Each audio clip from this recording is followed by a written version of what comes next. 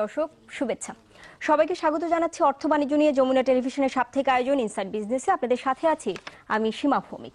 সমসাময়িক অর্থনৈতিক বিষয়গুলো নিয়ে আমরা মূলত আলোচনা করে থাকি এই অনুষ্ঠানে। আপনারা জানেন যে গত প্রায় এক মাস ধরে বাংলাদেশের তথ্য প্রযুক্তি খাতের এক ধরনের ঝুঁকির মধ্যে রয়েছে। এটিএম খাতের কেলেঙ্কারির বিষয়গুলো দেখেছি। সেই সঙ্গে আমরা গত 2-3 দিন ধরে বাংলাদেশ ব্যাংকের অর্থ হ্যাক হওয়ার খবরও আমরা জানছি। তো সেই বিষয়গুলো নিয়ে আলোচনা করব। সাইবার সিকিউরিটি, ঝুঁকিতে আর্থিক খাত, এই বিষয়টি নিয়ে। আর এই বিষয়ে আমাদের সঙ্গে কথা বলার জন্য স্টুডিওতে অতিথি হিসেবে উপস্থিত আছেন প্রযুক্তি বিশেষজ্ঞ জাকারিয়া স্বপন।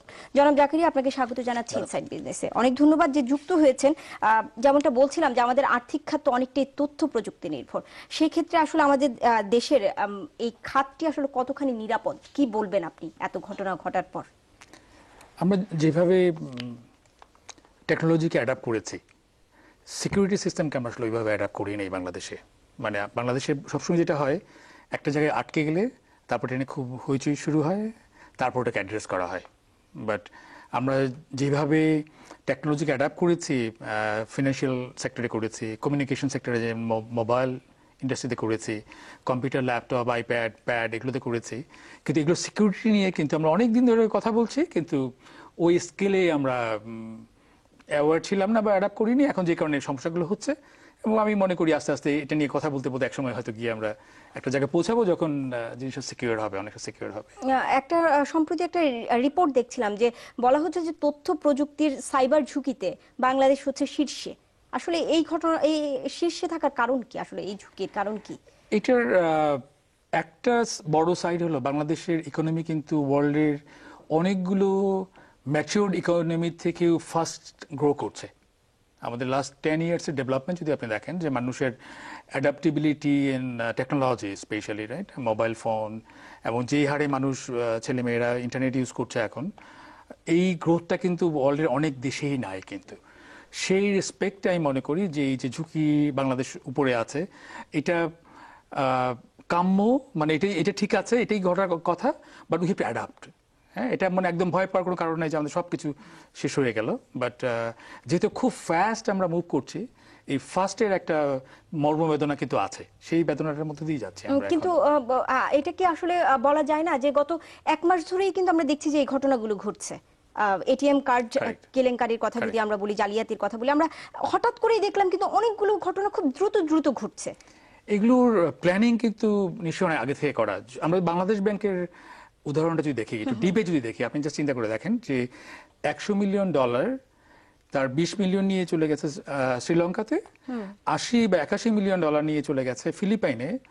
টাকাটাকে রোটেট করে দেওয়ার জন্য পুরো টাকাটা দিয়ে দিয়েছে তার ক্যাসিনোর ভিতরে।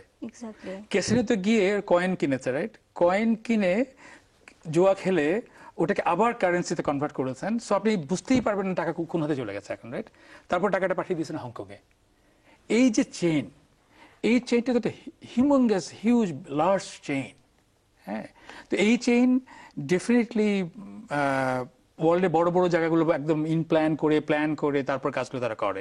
এটা কিন্তু এমন না যে হুট করে, যেমন প্রথম দিকে এসে যে চাইনিজ হ্যাকাররা টাকা নিয়ে চলে গেছে, ব্যাপারটা এত সিম্পল না আসলে। এর মধ্যে একটা বড় চক্র ইনভলভ আছে। সেম জিনিস কিন্তু আপনি এতেও দেখেন, এটিএম কার্ডগুলো যে আমাদের হলো, সেখানেও কিন্তু বিদেশি লোকজন জড়িত হয়েছে, এবং আমাদের লোকাল এক্সপার্টিজ নিয়ে তারপর তারা কাজটা করেছে। সো প্ল্যান করছে অনেকদিন ধরেই, এই কনজিকিউটিভ রেজাল্টগুলো হতে পাচ্ছি আমরা এখন। এবং আমাদের দেশেও কিন্তু এর একটা বড় কারণ হলো যে ফিনান্সিয়াল অর্গানাইজেশনগুলো ধীরে ধীরে ইন্টারনেটের আওতায় আসে, নেটওয়ার্কের আওতায় আসতে শুরু করেছে। সো যখন নেটওয়ার্কের আওতায় ছিল না, তখন তো কাজটা আপনি এমনিও করতে পারতেন না, তখন অন্যভাবে করা হতো হয়তো আর কি।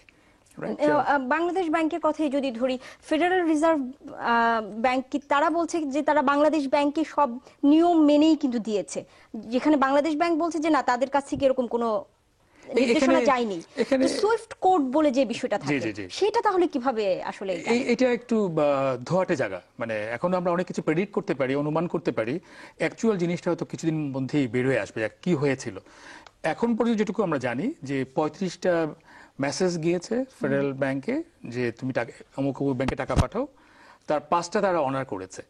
এবং তাদের কাছে কিন্তু মনে হয়েছে যে এটা ঠিক জায়গা থেকে প্রপারলি আসছে না, বা ওদের যে রাডার যে চেকলিস্টগুলো আছে ওখানে কোথাও কোথাও তারা মনে করছে যে না, জিনিসটা অ্যাপ্রোপ্রিয়েট মনে হচ্ছে না, নেচার অফ বিজনেস ঠিক মতো হচ্ছে না, সো তারপরে ওরাই কিন্তু বন্ধ করেছে। হ্যাঁ, এখন পর্যন্ত যেটুকু আমরা জানি, আমি এখানে আসার আগেও একটু রিসার্চ করে এসেছিলাম যে সুইফট নেটওয়ার্কটা কতটা সিকিউর।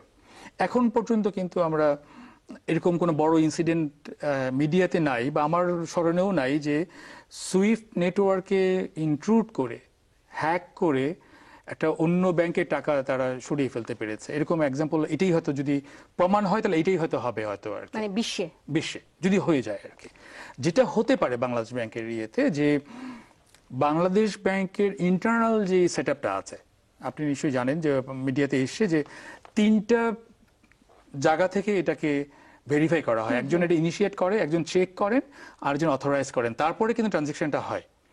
সো সুইফট এমনভাবে বসানো হয়েছে কম্পিউটারগুলোতে যে স্পেসিফিক ওই কম্পিউটারটাকেই ওরা ট্রাস্ট করে। অন্য কম্পিউটার থেকে পাঠালেও কিন্তু, ইভেন বাংলাদেশ ব্যাংকের ভেতরের অন্য কম্পিউটার থেকে পাঠালেও কিন্তু এটাকে তারা অনার করবে না আর কি। সো সামহাউ এটা খুব সরলভাবে যদি আমরা বলি, খুব টেকনিক্যাল ডিপে যদি নাও যাই, তাহলে আপনি বুঝতেই পারছেন যে ওই 3টা পিসি বা যারা অপারেট করেন, বাইরের থেকে ওই 3টা পিসিকে অ্যাক্সেস করতে হয়েছে, সেটা ইন্টারনেট দিয়ে হোক বা ঢাকা থেকে হোক, বাইরে থেকে হোক। অ্যাক্সেস করে ওখান থেকে তারা ইনস্ট্রাকশন পাঠিয়েছে যে টাকাটা আমেরিকার ওই ব্যাংকগুলোতে দিয়ে দাও, অথবা আরেকটা টেকনোলজি আমরা বলি man in the middle. Man in the middle কনসেপ্টটা হলো এরকম: আপনি কথা বলছি, আরেকজন মাঝখানে চলে আসবে, আপনি মনে করবেন আপনি জাকারিয়া স্বপ্নের সাথে কথা বলছেন, কিন্তু আপনি কথা বলছেন আরেকজনের সাথে। আসলে সে প্রিটেন্ড করতে পারে যে আমি জাকারিয়া স্বপন। এটা ওয়ার্ল্ড ওয়াইড খুব প্রুভেন একটা মেথড, যে কাউকে বোকা বানানোর জন্য বা হ্যাক করার জন্য, যে ম্যান ইন দ্য মিডল হয়ে যাওয়া। মানে তার মানে এখানেও কিন্তু ব্যবহৃত হলো তথ্য প্রযুক্তি। অবশ্যই, অবশ্যই। তো সে প্রেক্ষিতে আসলে এই যে আমরা বলছি যে যত উন্নত হতে হবে আমাদেরকে তথ্য প্রযুক্তির কাছে যেতেই হবে। তো সে প্রেক্ষিতে আসলে আমাদের কি করা উচিত? কারণ তথ্য প্রযুক্তির কাছেই তো আমরা দেখছি জিম্মি হয়ে পড়ছে। আমার মনে হয় জিম্মি টার্মটা আমি ব্যবহার করতে চাই না, একদমই চাই না। বিকজ বাংলাদেশে যেটা হয়, এখনকার মিডিয়াগুলো তো খুব ভাইব্রেন্ট, অনেকগুলো মিডিয়া, এবং তারা কোনো একটা ইস্যু পেলে তো সবাই আমরা ঝাঁপ দিয়ে পড়ি এটার উপরে। $100 মিলিয়ন আমাদের মার্কেটের জন্য, আমাদের এর জন্য খুব বড় অ্যামাউন্ট না, কিন্তু আপনার মনে হতে পারে আমি হয়তো মাননীয় অর্থমন্ত্রীর কথা এখানে বলছি কিনা আর কি, বাট ব্যাপারটা কিন্তু আসলেই সত্যি যে অ্যামাউন্টটা অনেক বড় না। তবে যেহেতু ফেডারেল রিজার্ভের উপর হাত দিয়েছে, সে কারণে হয়তো আমরা সবাই এটা নিয়ে অনেক ই করছি। বাংলাদেশে প্রথম হয়েছে বলে আমরা এটা নিয়ে অনেক কথা বলছি, কিন্তু পৃথিবীতে ফাইন্যান্সিয়াল সেক্টর সবচেয়ে বড় ক্রাইম হয় ফাইন্যান্সিয়াল সেক্টরে।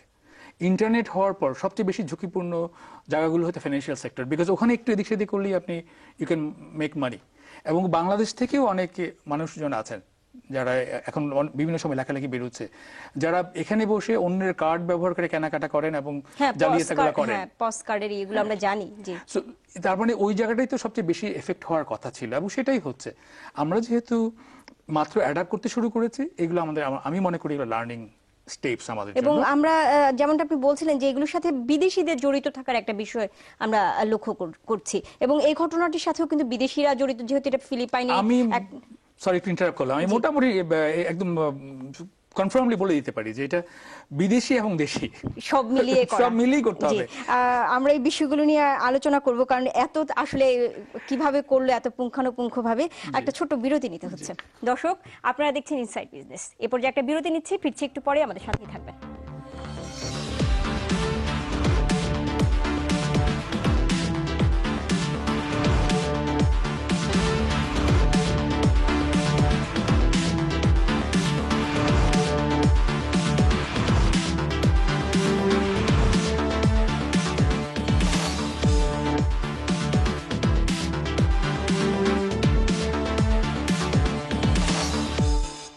আবারও স্বাগত।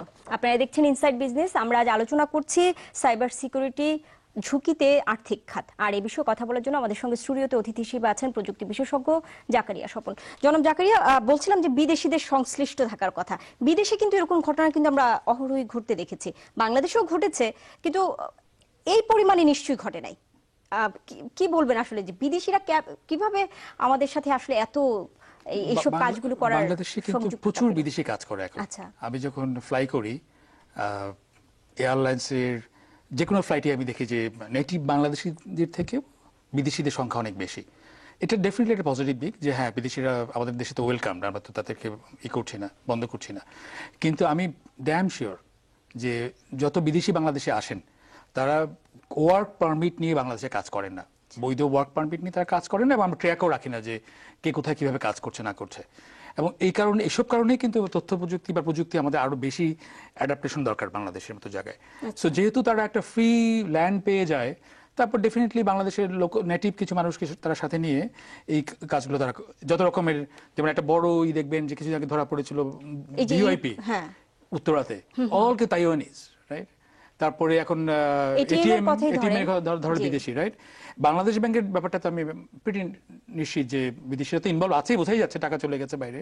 কিন্তু একটা জিনিস বাংলাদেশ ব্যাংকের ক্ষেত্রে বলা উচিত, আমি জানি না কেন তারা করেছে এরকম, ঘটনাটা কিন্তু ঘটেছে ফেব্রুয়ারি মাসে। আচ্ছা, আমরা কিন্তু কথা বলছি কিন্তু মার্চ মাসে, 1 মাস পরে এসে। এটা কিন্তু এই মাসেই গত কয়েকদিনের মধ্যে কিন্তু ঘটে নাই। একদিন জিনিসটা কিভাবে ছিল তারা টের পান নাই কেন বাংলাদেশ ব্যাংক, এটা কিন্তু মিস্ট্রি আর কি। তো এই মিস্ট্রিটা নিশ্চয়ই একসময় গিয়ে সলভ হবে আর কি। জি, আপনি বলছিলেন যে মোবাইল সিম রেজিস্ট্রেশনের মাধ্যমেও কিছুটা আসলে এই সমস্যাগুলোর সমাধান, বলছিলেন যে বায়োমেট্রিক পদ্ধতিতে যেহেতু হাতের ছাপটা থাকছে। জি, আপনি মোবাইল রেজিস্ট্রেশন আমি মনে করি বাংলাদেশের এই মুহূর্তে যত ভালো কাজ হচ্ছে তার মধ্যে সর্বোত্তম কাজ হলো মোবাইল রেজিস্ট্রেশন। এটা 15 বছর আগেই করা উচিত ছিল, কিন্তু কেন তারা একদিন করেনি, এই জন্য একমাত্র দায়ী আমি মনে করি মোবাইল কোম্পানিগুলো। তারা এটা করতে চায় না একদিন ধরে আর কি, তার নানান কারণে। কিন্তু অপারেটররা বলছে যে তারা আসলে হাতের ছাপ সংরক্ষণ করছেন না। আবার আপনাদের এই প্রযুক্তি বিশেষজ্ঞরা অনেকে বলছেন যে এই ছাপগুলো চলে যাচ্ছে বিদেশ, সো এটার মাধ্যমেও আসলে কোনো জালিয়াতি করার। হাতের ফিঙ্গারপ্রিন্ট নিয়ে একটা কনফিউশন বাজারে আছে। অনেকেই এটাকে নিয়ে মনে করছেন যে স্টোর করছে কিনা, কারোর কাছে চলে যাবে কিনা। সো দুইটা স্ট্যান্ড তৈরি হয়েছে, আমার মনে এটাকে জনগণের জানা দরকার আছে আসলে, যে সরকার বলছে যে কারোর ফিঙ্গারপ্রিন্ট স্টোর করা যাবে না, শুধু ভেরিফাই করা যাবে। তার মানে হলো আপনি যখন ফিঙ্গারপ্রিন্টটা দিচ্ছেন, এটা অটোমেটিক মেশিন দিয়ে নিয়ে ন্যাশনাল যে ডেটা সেন্টার আছে ওখান থেকে ম্যাচ করে যদি মনে হয় আপনার, তা বললো যে এটা আপনার, আদারওয়াইজ বললো আপনার না। কিন্তু দুই একটা মোবাইল কোম্পানি তারা মিডিয়াতে বলেছে তারা স্টোর করছে, তখন থেকে কিন্তু কনফিউশনটা তৈরি হয়েছে। এবং এটা কিন্তু মন্ত্রণালয় এবং বিটিআরসি কিন্তু পরিষ্কার করে বলে দিয়েছে যদি স্টোর করা যাবে না, সো নাগরিকটা নিরাপদ। যদি আমি মনে বলি যদি স্টোর করে তাহলে তারা ভুল করছে, আর স্টোর না করলে এটা নিয়ে আতঙ্কগ্রস্ত হওয়ার কোনো কারণ নেই। আচ্ছা, মানে খুব বেশি আসলে এটাতে আতঙ্কিত হওয়ার মতো কোনো বিষয়, মানে এটা নিয়ে প্যানিক হওয়ার মতো কোনো কারণ আমি দেখি না এখন। আচ্ছা, বলছিলাম যে সাইবার সিকিউরিটি আইন রয়েছে বাংলাদেশে, আমাদের যে ঘটনাগুলো ঘটতে দেখলাম, তো আসলে আইনটা প্রণয়ন আসলে কতটুকু হচ্ছে? বাংলাদেশে অন্যান্য আইন যেভাবে প্রয়োগ হয় না, আইন আছে প্রয়োগ হচ্ছে না, এটাও তার ব্যতিক্রম না। বাংলাদেশেও সাইবার ক্রাইম যদি আপনি করেন, এটাকে প্রোটেকশন দেওয়ার জন্য আপনাকে under the law of the land কোথাও কোর্টে নিয়ে যাওয়ার জন্য যথেষ্ট, আপনাকে পানিশ করার মতো যথেষ্ট ইয়ে আছে। বাট এটা এক্সিকিউট করবে কে, করছেটাকে? অন্যান্য আইনগুলো যেভাবে হচ্ছে না, সেই আইনগুলো বাংলাদেশে ওইভাবে, সাইবার আইনগুলো ওইভাবে এক্সিকিউট হচ্ছে না, একটা দুটো জায়গা ছাড়া। একটা দুটো জায়গা কি, আপনি যদি বিশেষ কারোর বিরুদ্ধে কোনো কথাবার্তা বলেন ফেসবুকে, আপনি শাস্তি পেতে পারেন। আদার দেন দ্যাট আপনি অন্য ক্রাইমগুলো করে আমরা মোটামুটি, এই যে জালিয়াতির ঘটনাগুলো ঘটছে, এক্স্যাক্টলি রাইট, সো ওটাতে আমরা অত এনফোর্সমেন্টে যেতে পারছি না আসলে, হয়তো আমাদের লিমিটেশন নিশ্চয়ই আছে। আচ্ছা, সেই প্রেক্ষিতে আপনি যদি একটু আমাদেরকে বলতেন যে আপনাকে জিজ্ঞেস করছিলাম যে সাইবার সিকিউরিটির ঝুঁকিতে বাংলাদেশ শীর্ষে রয়েছে, বলছিলেন আপনি যে মোবাইল ফোন খুব বেশি ইউজ হচ্ছে, ইন্টারনেট বেশি ইউজ হচ্ছে, তাহলে আসলে এটাকে রোধ করার জন্য আমাদের আসলে কি করা প্রয়োজন? প্রথমেই বলে নিই আপনাকে, বাংলাদেশ কিন্তু কেবলমাত্র ইন্টারনেট ব্যবহার করা শুরু করেছে। কেবলমাত্র এই জন্য বললাম যে আমাদের যে পরিমাণ মোবাইল ফোন আছে তার সবাই কিন্তু ইন্টারনেট ইউজ করছে না, মাত্র 5%, 10% মানুষ ইন্টারনেট ইউজ করছে। আপনি একটু চিন্তা করে দেখেন, যখন 50% মানুষ ইন্টারনেট ইউজ করবে, 5 কোটি লোক ইন্টারনেট ইউজ করবে, 8 কোটি লোক ইন্টারনেট ইউজ করবে, তখন কি হবে? সো আমরা যেহেতু এই মুহূর্তে একটু শুরু হতেই বুঝতে পারছি যে ঝামেলাগুলো তৈরি হচ্ছে, সবচেয়ে বড় হবে যে সিস্টেমগুলো আমরা বানাচ্ছি দুই পক্ষ থেকে। এক পক্ষ হলো যারা সিস্টেমগুলো বানাচ্ছেন তারা যেন যথেষ্ট পরিমাণে বিনিয়োগ করেন সিস্টেমকে প্রোটেক্ট করার জন্য। ব্যাংক, ফিনান্সিয়াল অর্গানাইজেশন যারা বানাচ্ছেন, মানে আর্থিক খাত যেগুলো আছে বিশেষ করে, তারা যেন যথেষ্ট প্রোটেকশন দিয়ে এটাকে বানান। আর সেকেন্ড হলো এদিকে যারা আমরা ব্যবহার করছি তাদেরও কিন্তু দায়িত্ব আছে। কিন্তু একটা, আমি যদি দেখি যে কোথাও অ্যাবনর্মাল কোনো অ্যাক্টিভিটিস হচ্ছে, এটা প্রপার ল এনফোর্সিং এজেন্সিগুলোকে ইনফর্ম করা কিন্তু আমাদের দায়িত্বের মধ্যে পড়ে, যদি আপনি মনে করেন যে আপনি একজন ভালো সিটিজেন অফ দ্য কান্ট্রি। আর যদি মনে করেন যে না না আমার কি যায় আসে, তাহলে তো কোনো কিছুতেই আপনার যায় আসে না আসলে, রাইট? সো বাংলাদেশের মানুষের কিন্তু এই শতাব্দীতে মানুষ কিন্তু ডিজিটাল যুগে প্রবেশ করতে যাবে। As a citizen of the digital world আমাদের সবারই ক্ষেত্রে দায়িত্ব আছে যে আমার চারপাশে যদি কিছু দেখি, আমি অ্যাবনর্মাল কিছু দেখি, অন্যকে ইনফর্ম করা। সো দেখবেন আপনার চারপাশে একটুই হলে দেখবেন যে আপনি পাসওয়ার্ড শেয়ার করছেন। যদি আপনি একদম অনুষ্ঠানের শেষ দিকে আমরা একটু জিনিস বলে দিই দর্শকদের যে আমাদের দেশে খুব কমন প্র্যাকটিস পাসওয়ার্ড এবং পিন শেয়ার করা। দেখবেন ফেসবুকের পাসওয়ার্ড আমি দেখেছি একজন আরেকজন শেয়ার করে। আচ্ছা, এটা কিন্তু এটা ক্রাইম। আমি ক্রাইম শব্দটা না ইউজ এটা করব আমার মনে হয় না যে এখন আর আসলে কেউ করছে। কিন্তু আপনি দেখবেন বন্ধুদের মধ্যে, আচ্ছা, ফ্রেন্ডদের মধ্যে এই ঘটনাগুলো আপনি ঘটে থাকে। আপনি ফেসবুকের পাসওয়ার্ড লগ ইন আইডি এবং শেয়ার করছেন, ইমেলের দিয়ে দিচ্ছেন, পাসওয়ার্ড দিয়ে দিচ্ছেন। এই জিনিসগুলো কিন্তু আপনি শেয়ার করতে পারেন না। ইভেন কি আপনি আপনার হাজব্যান্ডের সাথে বা ট্রাস্টেড পার্সনের সাথে আপনি শেয়ার করতে পারেন না। আমি আমার ওয়াইফের সাথে আমার পাসওয়ার্ড শেয়ার করতে পারি না। এইটাই কিন্তু norms of the digital world. So আমাদের কিন্তু এই জায়গাটা যেতে হবে আর কি। কিন্তু আসলে এই যে শেয়ার করলাম না, ধরেন বাংলাদেশ ব্যাংকের এই কোডগুলো কেউ হয়তো শেয়ার করেনি, কিন্তু তারপরে হ্যাকাররা নিশ্চয়ই অনেক বেশি শক্তিশালী। যে আমি মনে করি না যে বাংলাদেশ এই এত বড় স্ক্যাম হয়েছে এবং বাংলাদেশ ব্যাংকে কেউ জড়িত না, এটা আমি বিশ্বাস করি না। বাংলাদেশ ব্যাংকের কেউ কিছু লোক অবশ্যই এর সাথে জড়িত আছেন। এখন শুধু দেখবেন সময়ের ইয়েতে বেরিয়ে আসবে এক্স্যাক্টলি কারা জড়িত ছিল। আমরাও আশা করছি আসলে যে একটা ঘটনাগুলো ঘটছে, আমরা আশা করছি যে এগুলো আসলে দ্রুত সমাধান হোক, কারণ তথ্য প্রযুক্তি আমরা আসলেই গ্রহণ করতে চাই, অবশ্যই। কিন্তু সেটা আসলে ঝুঁকির কারণ হোক সেটা নিশ্চয়ই আমরা চাই না। অবশ্যই না। জি, আপনাকে অনেক ধন্যবাদ আমাদের সঙ্গে আজ যুক্ত হয়েছেন। Thank you. দর্শক, আজ এই ছিল ইনসাইড বিজনেসের আয়োজন। আগামী বৃহস্পতিবার সন্ধ্যা 6:30টায় আবারও দেখা হবে। সবাই ভালো থাকবেন।